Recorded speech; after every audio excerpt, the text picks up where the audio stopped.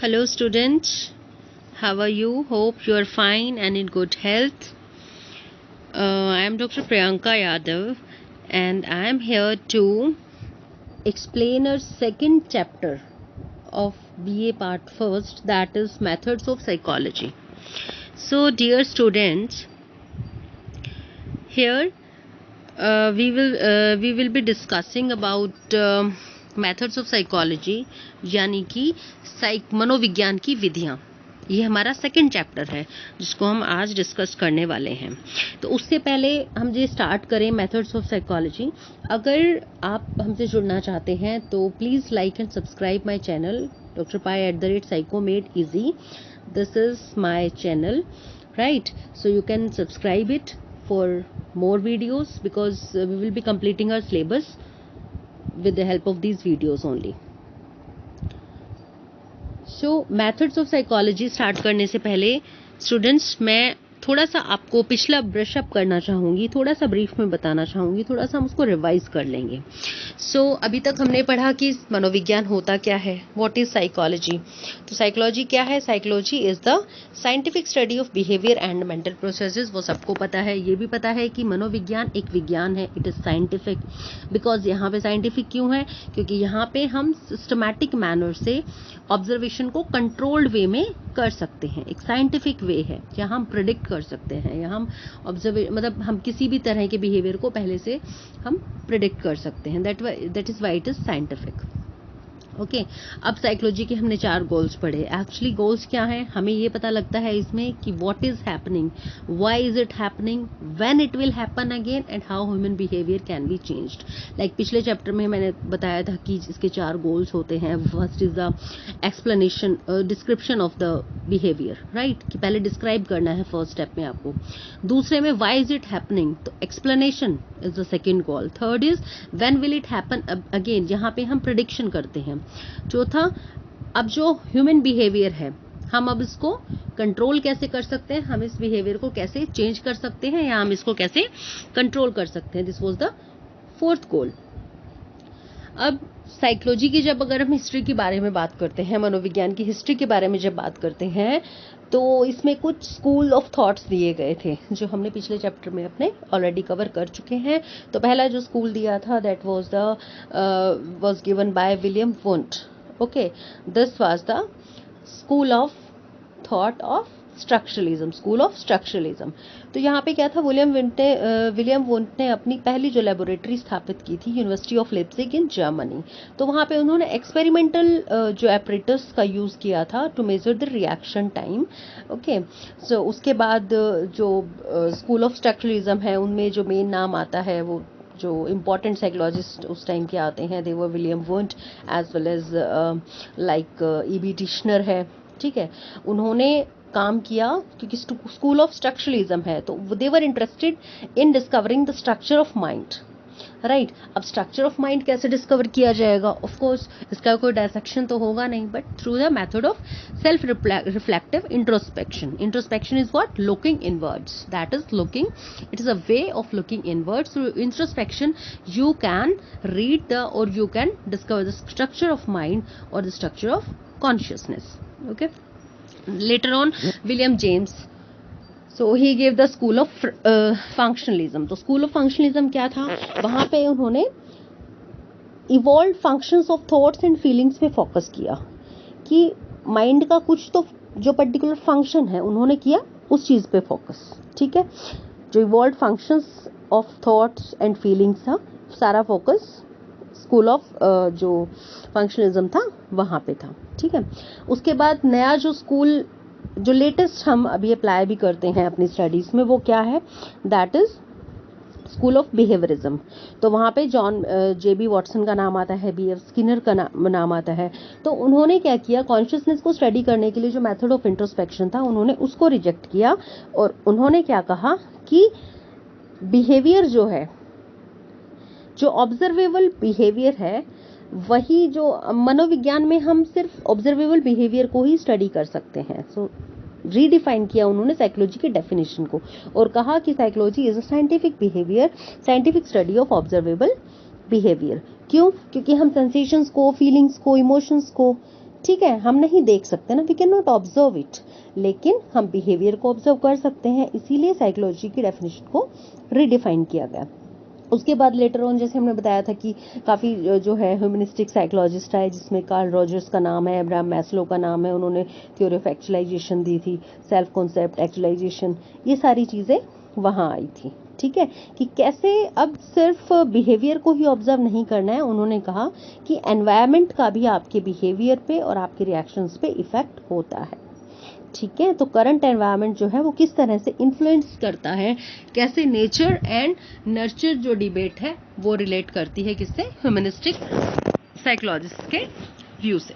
ठीक है, उसके बाद नेक्स्ट आ जाता है कि अब हम पढ़ेंगे इस चैप्टर में कि मेथड्स ऑफ साइकोलॉजी, मनोविज्ञान में कौन कौन सी विधियां हैं। अब पहली बात यह है कि चलो ठीक है हम विधियां पढ़ेंगे, लेकिन इंपॉर्टेंस क्या है भाई उन विधियों की, क्यों हम मेथड्स ऑफ साइकोलॉजी पढ़ते हैं, क्या इंपॉर्टेंस है। फर्स्ट ऑफ ऑल एक तो इसकी इंपॉर्टेंस क्या है कि इसके थ्रू साइकोलॉजिस्ट क्या स्टडी करेंगे, बिहेवियर को स्टडी करेंगे, मेंटल प्रोसेसेस को स्टडी करेंगे। ठीक है, फिर हम बात करते हैं कि क्या मेथड्स उन्होंने यूज किया बिहेवियर और मेंटल प्रोसेसेस को स्टडी करने में, क्या मेथड यूज किया, लाइक साइंटिफिक तरीका है ये, तो इसमें description, prediction, explanation, control, what the study, ये सारी चीजें हम इसमें एक्सप्लेन करेंगे। ठीक है, साइंटिफिक क्यों है साइकोलॉजी, वो सबको पहले से ही पता है, क्योंकि इसमें ऑब्जेक्टिविटी है, टेस्टेबल है, self corrections and replication is possible, right. उसके बाद हम आते हैं कि कौन कौन से मेथड होते हैं साइकोलॉजिकल इंक्वायरी के, या फिर मेथड्स ऑफ स्टडी। तो मेथड ऑफ स्टडी में there are so many methods of study. First में भी introspection method, then observation method है, एक्सपेरिमेंटल मेथड है, क्लिनिकल मेथड है, केस स्टडी मेथड है, सर्वे मेथड है, कोरिलेशन मेथड है, there are so many methods. लेकिन जो फर्स्ट ईयर का जो बेसिक बिगिनर्स के लिए साइकोलॉजी में जो 3 इंपॉर्टेंट मेथड्स बताए गए हैं, जो हमारे सिलेबस में भी हैं, they are observation method, experimental method and then survey method. ये 3 ही मेथड्स हैं जो इसमें करवाए गए हैं। Now first come on the introspection method. ये जो मेथड्स है मैं इसके बारे में बिल्कुल आपको ब्रीफ में बताना चाहूंगी। इंट्रोस्पेक्शन का मतलब आपको पता ही है क्या होता है, that is looking within और looking inwards. To look within और लुकिंग इनवर्ड्स मतलब अपने अंदर देखना या झांकना। ठीक है, तो introspection is defined as the process of directly examining one's own conscious mental processes. जो सब्जेक्ट है वो अपने ही कॉन्शियस थॉट्स, फीलिंग्स के ऊपर फोकस करता है, उन्हीं को वो एग्जामिन करता है, अपने ही अंदर देखना होता है। तो यहाँ पे जो रिपोर्टिंग होती है वो कैसी होती है, सेल्फ रिपोर्टिंग होती है। It's a subjective experience, right. It was introduced by E.B. Titchener, also known as the self observation method. इस तरह से अब इसकी कुछ स्टेजेस होती हैं। स्टेजेस में क्या होता है, during observation of an external object the person begins to think over his own mental state. जब भी हम किसी बाहर के चीज को ऑब्जर्व करना चाहते हैं, अब पर्सन जो है ना वो अपने भी मेंटल स्टेट के बारे में साइड बाय साइड उसके ऊपर भी वर्कआउट कर रहा होता है, उसके बारे में भी सोच रहा होता है। ठीक है, the person begins to question the working of his mind. अब वो सोचता है कि जो बिहेवियर हम ऑब्जर्व कर रहे हैं किसी अनदर पर्सन का, लेकिन उस टाइम अगर हम अपनी मेंटल प्रोसेसेस पे कॉन्शियस जो है फोकस करते हैं, तो अब हम कहते हैं कि यही हम इसी तरह से इसको हम क्यों समझ रहे हैं, हम ऐसे इसको क्यों प्रोसेस कर रहे हैं। तो वर्किंग ऑफ ऑन माइंड के ऊपर क्वेश्चनिंग स्टार्ट होती है। Then on the basis of this working that person tries to frame the laws and conditions of mental processes. ठीक है, अब इंट्रोस्पेक्शन की क्या क्या कैरेक्टरिस्टिक्स होते हैं। इसमें पहला फायदा क्या होता है, the subject gets the direct and immediate intuitive knowledge about the mind. Person को बिल्कुल डायरेक्ट और इमीडिएट नॉलेज मिलती है कि what is going on in the mind. First इसका कैरेक्टरिस्टिक है। Second, subject has actually to observe his own mental processes, he can not speculate about them. ठीक है, उसको अपनी ही मेंटल प्रोसेसेस को ऑब्जर्व करना होता है। अब इसके एडवांटेजेस क्या हैं। फर्स्ट एंड फॉरमोस्ट एडवांटेज है कि ये बहुत ही चीप मेथड है, सस्ता है। चीप उस सेंस में मत लेना, this is like cheap, economically it's very cheap method. Economical है, चीप है, it can be used any time anywhere, at any time anywhere you can use this method. It is the easiest method because यहाँ पे आपको self mental processes के ऊपर ही तो focus करना है. That's the easiest method. Then gives the first hand information. First hand information आपको introspection से मिल जाएगी. जो इंट्रोस्पेक्शन रिपोर्ट बनाते हैं उसमें फर्स्ट हैंड इन्फॉर्मेशन एक लेआउट मिल जाता है. Then it helps in the development of methods like observation, experimentation. तो the basis of introspection, observation and experimentation जो मेथड्स है उनका डेवलपमेंट इसी पे लाया करता है. राइट. देन अब इसके डिसएडवांटेजेस क्या है. पहला क्या डिसएडवांटेज हो सकता है कि the state of one's mental processes is continuously changing. अभी हम जो ऑब्जर्व कर रहे हैं, हो सकता है कुछ टाइम के बाद हमारी मेंटल प्रोसेस, जो हमारा स्टेट ऑफ माइंड है, वो कम्प्लीटली चेंज्ड हो. वो कॉन्टिन्यूसली, क्योंकि प्रोसेसेस चेंज होती रहती है ना. अभी हम कुछ और फील कर रहे हैं, हो सकता है थोड़ी देर के बाद हम अपने बारे में कुछ और फील करने लगते हैं. ठीक है. But this is the disadvantage. और अब ये जो डेटा वेरीफाई नहीं किया जा सकता, क्योंकि जो भी डेटा कलेक्ट होता है this can not be replicable. Highly subjective data होता है, इसलिए हम इसको रेप्लिकेट नहीं कर सकते फाइंडिंग्स को. तो डेटा को वेरीफाई भी नहीं किया जा सकता.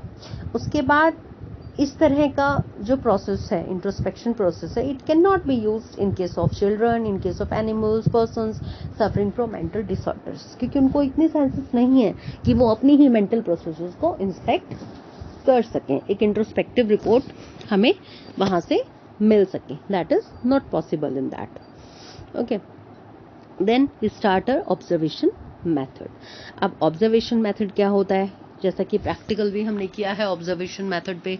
तो इसमें क्या है, observation method is a very powerful tool of inquiry. ठीक है. It is defined as the action और process of carefully watching something और समवन. ऑब्जर्वेशन क्या होता है, यानी प्रेक्षण करना, अवलोकन करना. किसी भी चीज को गहराई से आप बड़ा ही केयरफुली तरीके से आप किसी चीज को देखते हो. ठीक है. तो there is always a difference between see and observe. Observe करने में और देखने में there is a lot of difference. Observation में बहुत ही कीन ऑब्जर्वेशन चाहिए होता है. See is just see at something and then the memory में वैनिश आफ्टर दैट. ठीक है. इतनी गहराई से आप उस चीज को अवलोकन नहीं करते, लेकिन ऑब्जर्वेशन में चीजों का बहुत गहराई से अवलोकन करना, बहुत careful watch is necessary in observation. So observation is the objective method of studying the behaviour of individual. So एक गुड ऑब्जर्वर, अच्छा अवलोकन करने वाले में क्या क्या विशेषताएं होनी चाहिए. एक ऐसा व्यक्ति जो किसी भी व्यवहार के पीछे का व्हाट, क्या हुआ, कैसे हुआ, कब हुआ, किसने, कहाँ हुआ, कैसे हुआ, जो इन प्रश्नों के उत्तर ढूंढ लेता है किसी व्यवहार को ऑब्जर्व करने के बाद, वो एक गुड ऑब्जर्वर कहलाया जाता है. ठीक है.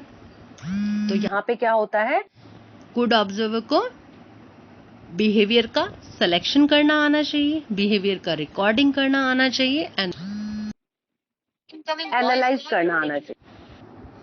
सो अगर ऑब्जर्वेशन को हमें डिफाइन करना हो तो हम कैसे करेंगे. Observation can be defined as the classic method of scientific inquiry. According to Moser 1958, उन्होंने कहा कि in strict sense observation implies the use of eyes rather than that of ears and voice. यानी observation में आंखों का प्रयोग ज्यादा होगा और बजाय के कानों और जुबान के. ठीक है. तो इस तरह से हम ऑब्जर्वेशन को डिफाइन कर सकते हैं. अब बात आती है कि ऑब्जर्वेशन के टाइप्स क्या क्या होते हैं. So there are basically 6 types of observation. ठीक है. वैसे तो जो मोटे तौर पे अगर देखा जाए तो एक नेचुरल ऑब्जर्वेशन या अनकंट्रोल्ड ऑब्जर्वेशन और controlled observation, participant, non participant हो सकता है ऑब्जर्वेशन. ठीक है. तो ये 2 या 4 तरह की ही ऑब्जर्वेशंस होती हैं, लेकिन अलग अलग ऑथर्स ने अपने हिसाब से ऑब्जर्वेशन को क्लासिफाई किया हुआ है. तो पहला होता है नेचुरल या अनकंट्रोल्ड ऑब्जर्वेशन. ठीक है. नेचुरल ऑब्जर्वेशन या अनियंत्रित निरीक्षण क्या होता है, जब भी किसी घटना या किसी भी इवेंट का निरीक्षण प्राकृतिक परिस्थितियों में किया जाता है. ठीक है. और उन प्राकृतिक परिस्थितियों में किसी भी प्रकार का जो है बाहरी दबाव नहीं होता है, इसको कहा जाता है अनकंट्रोल्ड ऑब्जर्वेशन. ठीक है. तो ये सबसे अच्छा मेथड है ऑब्जर्वेशन का, क्योंकि हमारे सोशल साइकोलॉजी में, समाज मनोविज्ञान में बहुत सी ऐसी समस्याएं हैं जिनका हल प्रयोगशाला में नहीं मिल सकता है। तो ऐसी समस्याओं का अध्ययन करने के लिए हमें अनियंत्रित यानी अनकंट्रोल्ड ऑब्जर्वेशन विधि का प्रयोग किया जाता है। इसीलिए ये सबसे इम्पोर्टेंट मेथड माना जाता है, specially in case of social psychology. ठीक है। दूसरा होता है जी कंट्रोल्ड ऑब्जर्वेशन। अब कंट्रोल्ड ऑब्जर्वेशन क्या होता है? कंट्रोल्ड नाम से ही जैसे है, सिस्टमैटिक ऑब्जर्वेशन होगा, कंट्रोल्ड ऑब्जर्वेशन होगा, लाइक इन लेबोरेटरी कंडीशंस होगा। ठीक है। तो इस तरह का जो निरीक्षण है, इसमें कोई भी पर्टिकुलर टाइप ऑफ कंडीशंस जो है उत्पन्न की जाती हैं। ठीक है। और इस प्रकार के निरीक्षण में जो आपका ऑब्जर्वर है, ठीक है, और ऑब्जर्वर क्या करेगा? घटना जो भी आप जिस भी चीज का अवलोकन कर रहे हो, उस घटना को नियंत्रित करता है, उस पूरे फिनोमिना को, उस प्रक्रिया को नियंत्रित करके फिर उसका अध्ययन करता है। ठीक है। मान लिया कि अब इसके लिए, अब ऑब्जर्वेशन को क्या है, नियंत्रित करने के लिए बहुत सारे जो है अप्लायंसेस की भी ज़रूरत हो सकती है। ठीक है। लाइक इन लेबोरेटरी है ना, जिसमें आपको बहुत से जो है may be in case of like social psychology में अगर देखा जाए तो schedules, maps, photograph, sociometric scales वगैरह का इम्पोर्टेंस जो है वो इस तरह की ऑब्जर्वेशन में देखा जाता है। ठीक है। Then third one is direct observation. अब डायरेक्ट ऑब्जर्वेशन क्या होता है जी? डायरेक्ट ऑब्जर्वेशन वो होता है, it is same as the natural observation, और यहाँ पे इस प्रकार के अवलोकन या निरीक्षण में व्यक्ति का निरीक्षण जो है वो वास्तविक परिस्थिति में ही किया जाता है, यानी आप उस पर्सन को डायरेक्टली ऑब्जर्व करते हो। ठीक है।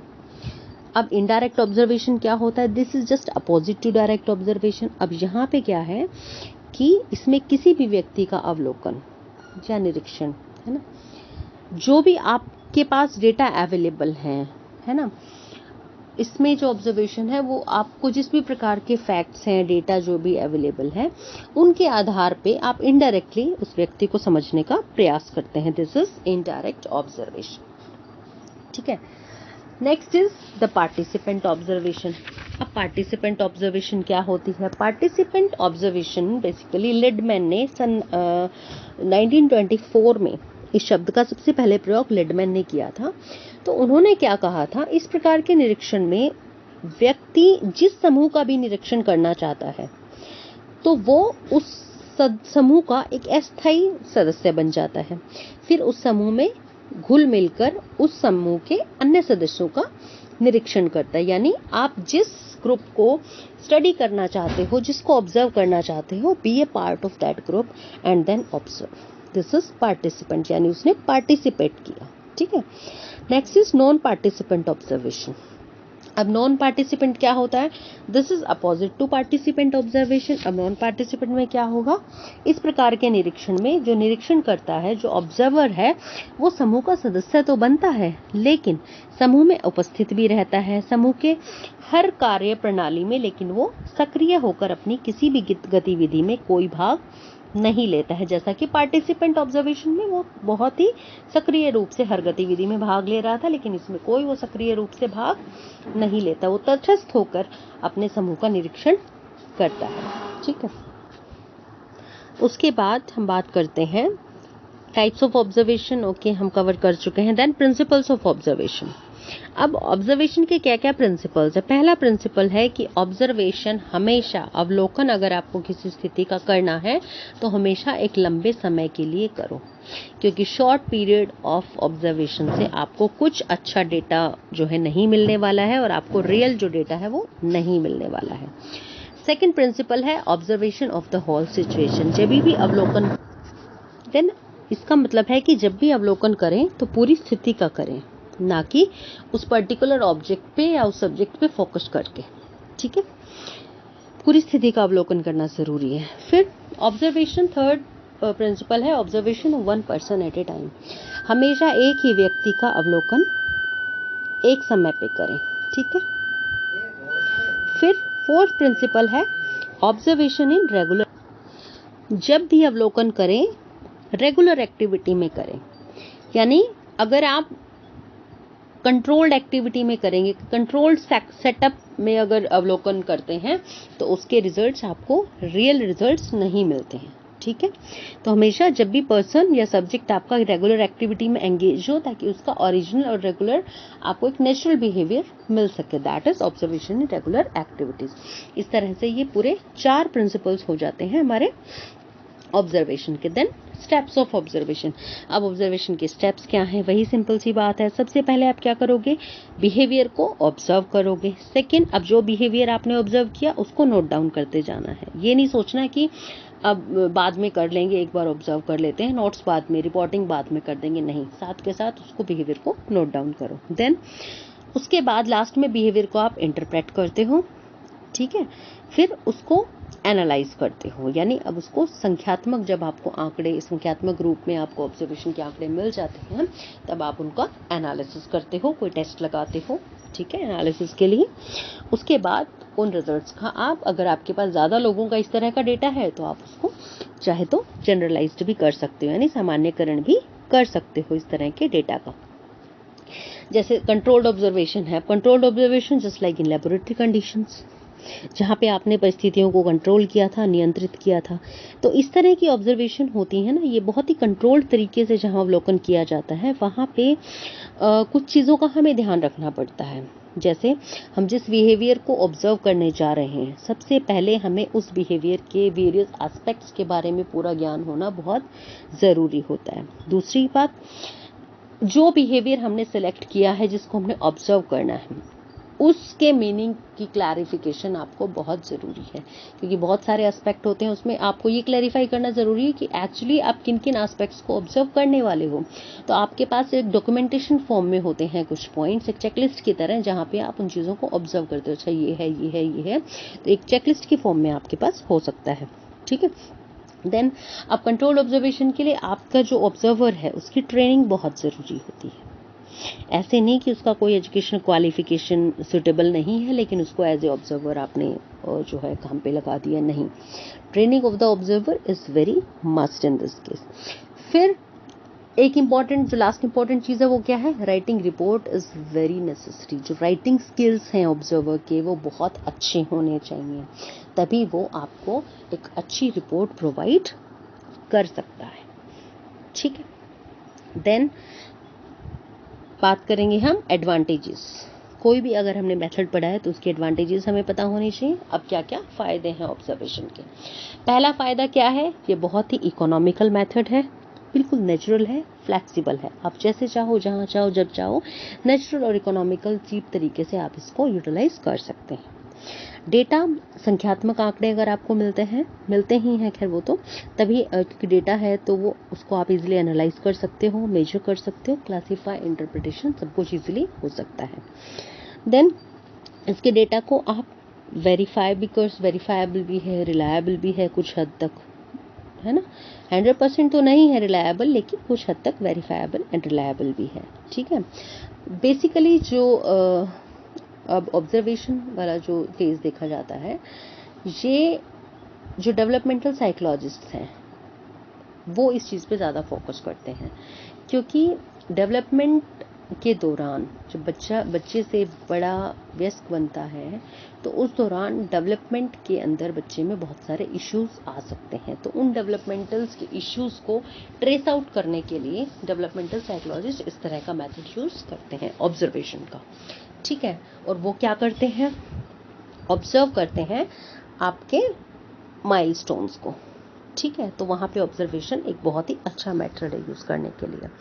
उसके बाद ऑब्जर्वेशन को आप इजीली एनिमल्स पे, चिल्ड्रन पे, मेंटली इल, अनकॉन्शियस पेशेंट, हर किसी पेशेंट पे आप यूज़ कर सकते हो। ठीक है, बच्चों में यूज़ कर सकते हो, पशुओं में यूज़ कर सकते हो, क्योंकि उन्हें कुछ नहीं करना, सिर्फ ऑब्जर्वर को ऑब्जर्व करना है, जहाँ पे ऑब्जर्वर के स्किल्स देखे जाएंगे। ठीक है, नेक्स्ट डिसएडवांटेजेस क्या होती हैं? अब हर मेथड के अगर कुछ एडवांटेजेस हैं तो डेफिनेटली कुछ ना कुछ डिसएडवांटेजेस भी हैं। अब क्या क्या है? पहला जो इसका प्रॉब्लम क्या आता है? पास्ट से रिलेटेड जितनी भी प्रॉब्लम्स हैं वो आप स्टडी नहीं कर सकते, जो एक बार ऑब्जर्व हो चुका। अगर वो टाइम फ्रेम से वो चीज़ें निकल चुकी हैं तो आप उसको स्टडी नहीं कर सकते। Problems of the past can not be studied. Right. Second problem या डिसएडवांटेज क्या आता है, कई बार ऑब्जर्वर का ऑलरेडी फिजिकल या मेंटल स्ट्रेस भी ऑब्जर्वेशन को इम्पैक्ट करता है, ठीक है। देन अगर किसी ऑब्जर्वर की राइटिंग स्किल्स जो है वो अच्छी नहीं है, फॉल्टी है, ठीक है, उसके अंदर अगर इतना टैलेंट नहीं है रिपोर्ट राइटिंग का, तो वो चीज़ें भी ऑब्जर्वेशन को अफेक्ट करेंगी, इम्पैक्ट करेंगी, ठीक है। ऑब्जर्वेशन को बहुत ज़्यादा टाइम कंज्यूमिंग मेथड है, ये बहुत एनर्जी चाहिए, बहुत पेशेंस चाहिए, बहुत पैसा भी चाहिए, ठीक है। अब ऑब्जर्वेशन में एक जो मेजर प्रॉब्लम आती है वो क्या आती है, रिलायबिलिटी एंड वैलिडिटी की। यहाँ पे हम ऑब्जर्वेशन को दोबारा से इस प्रोसेस को रिपीट नहीं करवा सकते, क्योंकि अगर ऑब्जर्वेशन नेचुरलिस्टिक कंडीशंस में हुई है तो हो सकता है जिसको आपने ऑब्जर्व किया है वो सेम तरीके से वैसे ही बिहेव नहीं करे, ठीक है। तो रिलायबिलिटी वैलिडिटी दोनों का कमी रहता है इसमें। फिर ऑब्जर्वेशन के थ्रू हम किसी के ओपिनियंस को, इंटरनल मेंटल प्रोसेसेस हैं, एटीट्यूड है, अनकॉन्शियस माइंड है, हम इन चीज़ों को स्टडी नहीं कर सकते, ठीक है। यहाँ हमारा ऑब्जर्वेशन मेथड खत्म होता है। Now the next method is experimentation method, ठीक है, या एक्सपेरिमेंटल मेथड। तो आप सबको पता होगा कि एक्सपेरिमेंट जो है वो लैटिन वर्ड से डिराइव हुआ है। एक्सपेरिमेंट मीन्स टू ट्राई और टू पुट टू टेस्ट, किसी भी चीज़ को टेस्टिंग करना या एक्सपेरिमेंट करना कहलाता है, ठीक है। सो जहोदा एंड एसोसिएट्स ने 1959 में एक्सपेरिमेंट को डिफाइन किया कैसे, experiment is the method of testing hypothesis, ठीक है। So in psychology experimental study is used to study the cause and effect relationship. सबसे अच्छा जो एक प्लस पॉइंट है एक्सपेरिमेंट में वो क्या है कि यहाँ पे आप experimental method cause and effect का रिलेशनशिप निकालने के लिए यूज कर सकते हो। ह्यूमन बिहेवियर का क्या कारण रहा होगा और उसके क्या प्रभाव होंगे, ये आप रिलेशनशिप एक्सपेरिमेंटल स्टडी के थ्रू निकाल सकते हो, ठीक है। जैसे अगर आप स्टडी करने लगते हो कि एंग्जाइटी का आपके बिहेवियर पे क्या इफेक्ट पड़ेगा, आपकी परफॉर्मेंस पे क्या इफेक्ट पड़ेगा, तो that is an experimental study, ठीक है।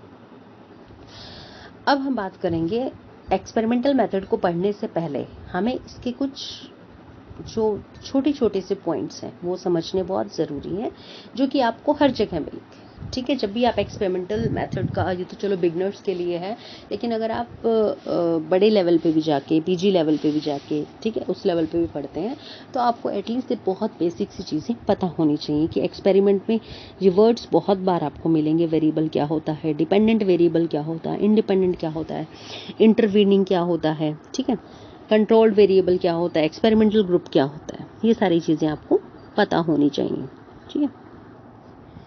तो सबसे पहले बात करते हैं वेरिएबल की। वेरिएबल जैसा नाम से भी क्लियर है, वेरिएबल यानी टू वेरी, वेरी यानी परिवर्तनशील है, ठीक है। Variable is a property that takes on different values. Variable एक ऐसी प्रॉपर्टी है जिसकी कोई भी वैल्यू हो सकती है, यानी जो डिफरेंट वैल्यूज ले सकता है, ठीक है। यानी अगर मनोविज्ञान की भाषा में बात करें तो व्यवहार और व्यवहार को स्टिमुलेट करने वाले, उसको उद्दीप्त करने वाले जितने भी कारक हैं उनको वेरिएबल का नाम दिया जाता है, ठीक है, वो होंगे वेरिएबल्स, ठीक है जी। तो इस आधार पर व्यवहार में जिस स्टिमुलस की वजह से कोई चेंज आया है, ठीक है, दैट इज स्टिमुलस वेरिएबल।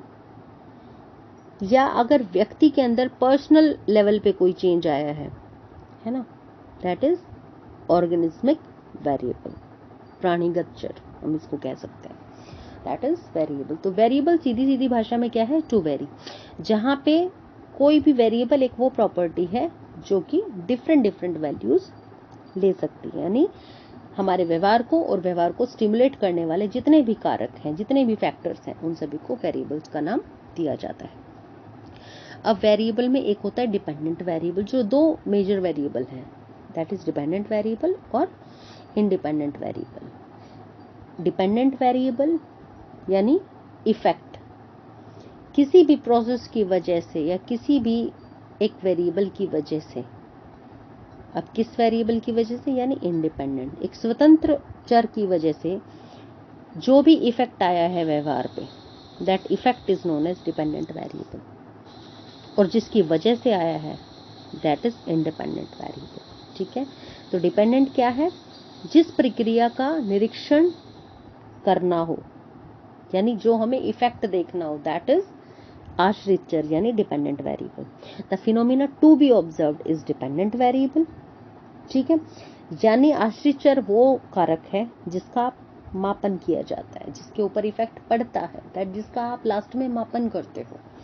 ठीक है, जैसे effect of anxiety on behaviour, तो यहाँ पे आप बिहेवियर का मापन करोगे, ऑफ कोर्स एंजाइटी का नहीं करोगे, आप करोगे बिहेवियर का मापन। अब कितनी एंजाइटी से इफेक्ट पड़ता है, anxiety is the independent variable, आप उसको कम या ज्यादा कर सकते हो, लेकिन उसका इफेक्ट आपके बिहेवियर पे क्या आ रहा है, that behaviour is dependent variable and anxiety here is independent variable. ठीक है, या आपके माइंड पे, आपके इंटेलिजेंस पे दवाइयों का क्या असर पड़ रहा है। ठीक है, जो अब आपका इंटेलिजेंस पे क्या इफेक्ट पड़ रहा है दवाइयों का, अब दवाइयों की मात्रा को तो आप घटा बढ़ा सकते हो, उनका डोज तो आप घटा बढ़ा सकते हो सकता है 5 mg डोज ले रहे हो सकता है आप उसको 5 से 15 mg कर दो, 25 mg कर दो। ठीक है, लेकिन आपकी जो बुद्धि है वो डिपेंड करेगी डोज के ऊपर, तो यहाँ पे जो डोज है दैट इज इंडिपेंडेंट वेरिएबल, और जो बुद्धि पे जो इफेक्ट आ रहा है, इंटेलिजेंस पे इफेक्ट आ रहा है, that is known age dependent variable. ठीक है, दूसरा है इंडिपेंडेंट। इंडिपेंडेंट बता ही दिया है मैंने, कोई भी परिस्थिति हो जिसे आप क्रमबद्ध तरीके से स्टेप वाइज जिसको हम शामिल करते हैं, ठीक है, that is independent variable. Any condition that is systematically introduced because it is thought to be responsible for the observed phenomena is known as independent variable. Right? अब हम बात करेंगे इंटरवेनिंग वेरिएबल्स की, यानी मध्यस्थ चर। ठीक है, असंबंधित चर भी कहा जा सकता है इनको, हो सकता है इनका कोई संबंध ना हो लेकिन फिर भी वो मध्यस्थता कर रहे हैं। ठीक है, इंटरवीनिंग या इररिलेवेंट वेरिएबल्स, जैसे कुछ परिस्थितियां ऐसी होती हैं जब आप एक्सपेरिमेंटल सिचुएशन में ना क्रमबद्ध तरीके से उन वेरिएबल्स को आप शामिल करते हैं। ठीक है, हालांकि वो उस प्रक्रिया में उस इफेक्ट के लिए किसी भी तरह से उत्तरदायी नहीं होती, लेकिन फिर भी आपको उन्हें शामिल करना होता है। ठीक है, इन चरों को क्या कहा जाएगा, इररिलेवेंट या फिर इंटरवीनिंग वेरिएबल्स। ठीक है, लेकिन अब प्रयोग के दौरान क्या है, इन चरों को, ताकि इनका इफेक्ट जो आप देखना चाह रहे हो इंडिपेंडेंट, मतलब उस प्रोसेस में इनका कोई इफेक्ट ना पड़े, इसलिए इन चरों को हमेशा कंट्रोल्ड तरीके से इंट्रोड्यूस किया जाता है। ठीक है, फॉर एग्जाम्पल अब कोई व्यवहार किस कारण से हुआ है, ठीक है, इसको ज्ञात करने के लिए कुछ वेरिएबल्स को कंट्रोल किया जाता है और कुछ वेरिएबल्स को इंडिपेंडेंट छोड़ा जाता है, उनका प्रभाव जो है वो डिपेंडेंट वेरिएबल पे देखा जाता है। ठीक है, अब जो स्वतंत्र चर है, इंडिपेंडेंट वेरिएबल है, उसको तो आप मैनिपुलेट कर सकते हो, घटा सकते हो, बढ़ा सकते हो। ठीक है, वहां मैनिपुलेशन आप कर सकते हो, तो उसका प्रभाव आप सिर्फ आश्रित चर पर देख सकते हो, लेकिन कुछ वेरिएबल्स हैं उनको आपको रखना ही पड़ेगा, आप उनको सिर्फ कंट्रोल कर सकते हो उस समय पे, लेकिन बिल्कुल ही हटा नहीं सकते। ठीक है, लेटर ऑन जब और अच्छे से एक्सप्लेन करूंगी तो मैं आपको समझाऊंगी कि क्या इंटरवेनिंग वेरिएबल्स होते हैं और क्या इसका प्रोसेस होता है। ठीक है, देन कंट्रोल्ड और एक्सपेरिमेंटल ग्रुप। अब कोई भी एक्सपेरिमेंट करने में दो तरह के आपको वर्ड्स कई बार देखने को मिलेंगे, कंट्रोल्ड ग्रुप और एक्सपेरिमेंटल ग्रुप। ठीक है, तो एक्सपेरिमेंटल ग्रुप में क्या होता है, दो तरह के ग्रुप्स निर्धारित किए जाते हैं, एक होता है कंट्रोल्ड, एक होता है एक्सपेरिमेंटल। ठीक है, फॉर एग्जांपल आपको किसी एक ग्रुप में, ठीक है, एक ग्रुप के मेंबर्स पे आप के लोगों पे ना कि लोगों के इंटेलिजेंस पे आपको मेडिसिन का कुछ इफेक्ट देखना है, तो अब आप क्या करोगे, उस मेडिसिन का इफेक्ट देखने के लिए अब उस ग्रुप को आप दो ग्रुप्स में बांट दोगे। ठीक है, तो एक ग्रुप को तो आप दवा दोगे,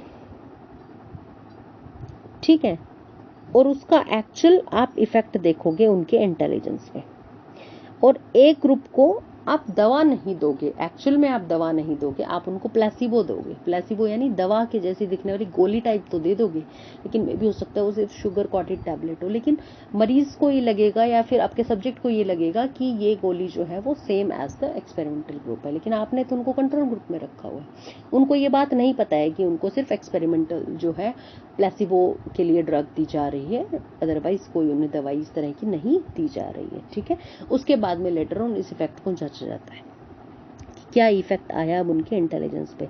तो यहाँ पे 2 ग्रुप हो गए, एक्सपेरिमेंटल ग्रुप और कंट्रोल ग्रुप। ठीक है, और कई बार ऐसा होता है, अब इसी समूह में कुछ अन्य कारक भी हो सकते हैं जो हो सकता है इंटेलिजेंस को प्रभावित करें। फॉर एग्जाम्पल एज एक फैक्टर हो सकता है, भाई जिसकी ज़्यादा एज है डेफिनेटली उसमें थोड़ी समझदारी ज़्यादा होगी। जेंडर कहते हैं ना कि लड़कियां लड़कों से ज़्यादा होशियार होती हैं, और इस तो कुछ भी ये लड़के किसी पर्टिकुलर उसमें ज़्यादा लड़कियों से इंटेलिजेंट पढ़ते हैं, है ना, किसी एक सिनेरियो में। तो इस तरह के कई सारे फैक्टर्स हो सकते हैं, कई सारी चीज़ें हो सकती हैं जहाँ पे इफेक्ट जो है वो इंटेलिजेंस पे उसका इफेक्ट पड़ सकता है। ठीक है, अब इन वेरिएबल्स को आप हटा तो नहीं सकते, you can not remove gender, you can not remove the age. ठीक है, अब इन चरों को तो आपको रखना ही पड़ेगा। अब ये जो चर हैं ये क्या कहे जाएंगे, इंटरवीनिंग वेरिएबल्स। इसको आपको प्रोसेस में लेना ही होगा, चाहे इसका कुछ उपयोग हो चाहे नहीं हो, आप उनको नहीं रिमूव कर सकते। हाँ, एक प्रोसेस आप कर सकते हो, that is to control the variable. अब यहाँ पे आप क्या करोगे, वेरिएबल को कंट्रोल कर दो। अब कैसे करोगे कंट्रोल, आपने एक्सपेरिमेंटल ग्रुप में और कंट्रोल ग्रुप में दोनों में एक ही एज ग्रुप के ले लिए सारे लोग। मान लो सारे ही आपके ग्रुप में जो है 13 to 15 ईयर ऑफ एज है, या 15 to 20 ईयर एज ग्रुप वाले ले लिए, आपने एक ही एज ग्रुप बना दिया, सारे लोग उसी एज फ्रेम के ले लिए, या फिर 13 ईयर ओल्ड जो है उस पर कर दिया। या फिर अब आपको गर्ल्स बॉयज़ का थोड़ा सा था, क्योंकि बॉयज़ में ज़्यादा इफेक्ट देखने को मिल सकता है, गर्ल्स में कम, या गर्ल्स में ज़्यादा बॉयज़ में कम, तो वहाँ पे आप जेंडर को कंट्रोल कर सकते हो। यहाँ पे आप मध्यस्थ चर जो है जेंडर, तो यहाँ पे आप उसको कैसे चेंज करोगे, आप एक ही जेंडर के सारे लोग ले लो, सारे सब्जेक्ट एक ही जेंडर के ले लो, चाहे तो सारे मेल्स ले लो चाहे आप फीमेल्स ले लो एज ए सब्जेक्ट, राइट। तो ये हमारे कुछ कंपोनेंट्स हैं एक्सपेरिमेंट की। ठीक है, क्या क्या एसेंशियल फीचर्स हैं, जैसे मैंने एक चीज बताई एक्सपेरिमेंट। अब एक्सपेरिमेंटल उसमें क्या होगा प्रोसेस में, वन इज एक्सपेरिमेंटर, पता चल गया कौन होता है जो एक्सपेरिमेंट करता है। अब एक्सपेरिमेंटर क्या कर सकता है, सब्जेक्ट को ऑब्जर्व करेगा, फिर वो या तो उसको एक्सपेरिमेंटल ग्रुप में रखेगा या कंट्रोल ग्रुप में रखेगा, फिर एक्सपेरिमेंटल और कंट्रोल ग्रुप के ऊपर क्या इफेक्ट आया उन दोनों इफेक्ट्स को कंपेयर करेगा, उसके हिसाब से फिर वो अपनी स्टडी को कंक्लूड करेगा। ठीक है, ये चीज है। Then steps of experimental method. अब हम बात करते हैं क्या क्या स्टेप्स होते हैं जो भी एक्सपेरिमेंटल मेथड होता है। जैसे आपने अपने प्रैक्टिकल फाइल्स में लिखा है, अभी तक मैंने जितने भी आपको प्रैक्टिकल्स कराए हैं उनमें आपने लिखा होगा कि एक्सपेरिमेंटल मेथड आपने प्रयोग को कैसे लिखा है। सबसे पहले क्या करोगे, प्रयोग को लिखने के लिए जो प्रॉब्लम है आप उसको स्टेट करोगे, स्टेटमेंट ऑफ द प्रॉब्लम लिखोगे। दूसरा क्या करोगे, एक हाइपोथेसिस बनाओगे। कोई भी एक्सपेरिमेंट करने से पहले आपको एक परिकल्पना करनी होती है। अब परिकल्पना क्या है, या तो आप उसको इंडिपेंडेंट और डिपेंडेंट वेरिएबल्स जो हैं ऐसा कर दो कि उनका एक पॉजिटिव रिलेशनशिप दिखा दो कि भाई इंडिपेंडेंट वेरिएबल का इफेक्ट जो है डिपेंडेंट वेरिएबल पे जो है वो पॉजिटिव तरीके से है, या फिर उसका इफेक्ट जो है वो नेगेटिव तरीके से है। दोनों तरीके से हो सकता है। तो हाइपोथेसिस बना लो, चाहे पॉजिटिव वे में बना लो चाहे नेगेटिव में बना लो, चाहे नो रिलेशन का बना लो, कह भी सकते हैं कि भाई इनमें कोई संबंधित नहीं है। एक्सपेरिमेंट करने के बाद जब लास्ट में हमारा जो स्टडी जब हम कंक्लूड करेंगे, लास्ट में जब रिजल्ट्स एनालाइज करेंगे, इंटरप्रेट करेंगे, तो उसके बाद हमें पता लग जाएगा कि whether we find any relation और नॉट रिलेशन और नो रिलेशन। ठीक है, तो इसलिए पहले हम एक परिकल्पना लेके चलते हैं कि अब हमारी पूरी स्टडी इसी परिकल्पना के आगे पीछे चलेगी। ठीक है, that is formation of hypothesis. फिर तीसरी बात क्या आएगी, वहां पे आप इंडिपेंडेंट और डिपेंडेंट वेरिएबल डिफाइन कर दो, ये भी एक स्टेप है, थर्ड स्टेप। देन वेरिएबल्स को कंट्रोल करो, जैसे मैंने बताया एज को कंट्रोल करना है तो सेम एज ग्रुप के ले लो, जेंडर को कंट्रोल करना है तो सेम जेंडर के सारे सब्जेक्ट्स ले लो। ठीक है, देन एनवायरनमेंट को अरेंज कैसे करना है, यानी सारी आपको अरेंजमेंट्स करनी है, जो इंस्ट्रक्शंस देनी है वो दे दो अपने सब्जेक्ट्स को, ठीक है। एनवायरनमेंट किस तरह का रखना है, बिल्कुल शोर शराबा नहीं होना चाहिए, बिल्कुल शांत एनवायरनमेंट होना चाहिए। जैसी भी आपकी एक्सपेरिमेंटल कंडीशंस की जो भी डिमांड है उस तरह से अब आप अपने एनवायरनमेंट को फ्रेम करोगे, ठीक है, परिस्थितियों को बनाओगे, उस हिसाब से कंट्रोल करोगे। देन लास्ट में क्या करोगे, उसके बाद एक्सपेरिमेंट करोगे तो फिर आप वेरिएबल्स को मेजर करोगे, प्रोसीजर अपना जो है वो स्टार्ट करोगे, ठीक है। बिकॉज बिफोर स्टडी आप वेरिएबल्स को मेजर करोगे, जिस भी आप वेरिएबल को मेजर करना चाहते हो उनकी वैल्यूज आप बिफोर स्टडी भी करोगे और आफ्टर स्टडी भी करोगे।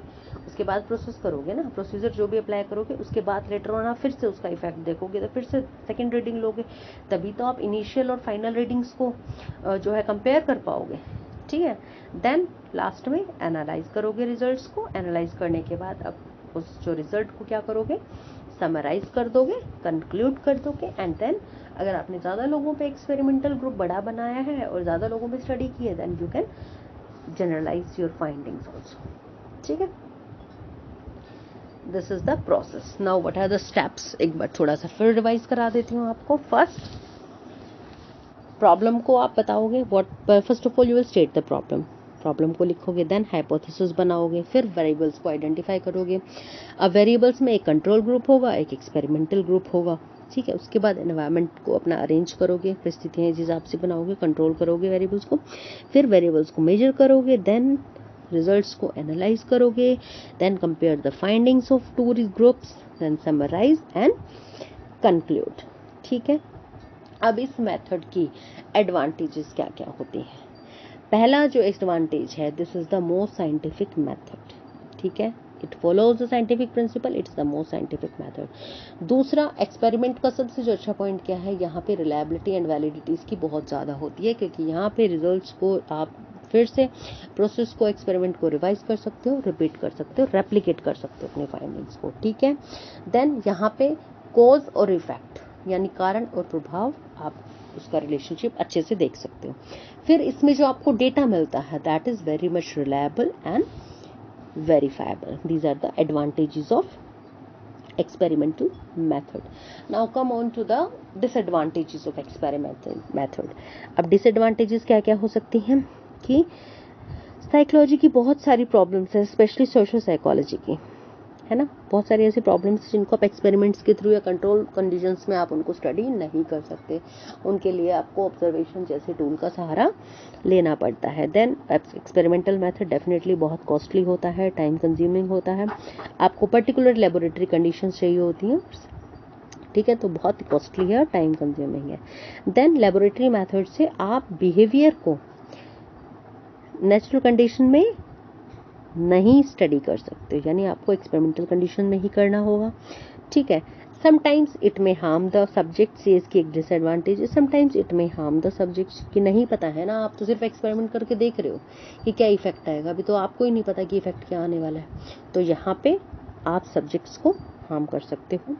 देन सारे के सारे वेरिएबल्स को एक टाइम पे कंट्रोल करना कई बार बहुत टफ हो जाता है, राइट।